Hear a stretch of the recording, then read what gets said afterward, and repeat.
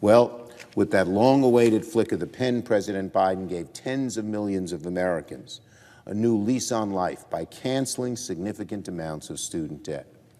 To President Biden, I say thank you. Thank you for listening to our calls. Thank you for taking action.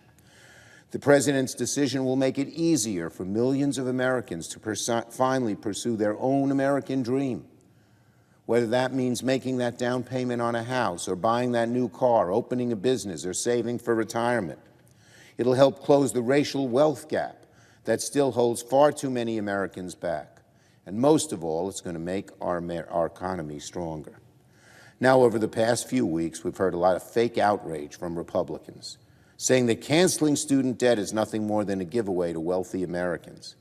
The same Republicans who made tax cuts for the ultra-rich their #1 priority are suddenly apoplectic at the thought of helping working and middle-class Americans with student debt relief. Well, here's the truth, I say to my Republican colleagues.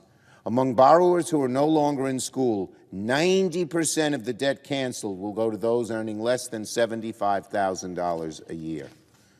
The opposite of the tax cuts that Republicans pushed for, where the vast majority of money went to the top 1% and the top 10%. So let me repeat that. Among borrowers who are no longer in school, nearly 90% of the debt being canceled will go to those earning less than $75,000 a year.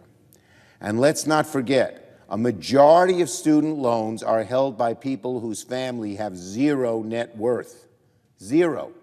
A majority of student loans to families who have zero net worth.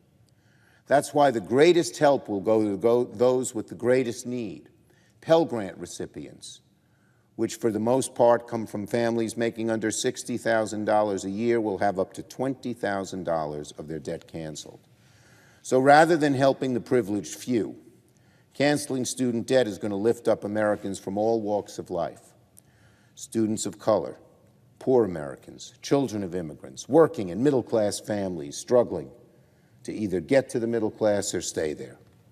So again, I thank President Biden for taking action.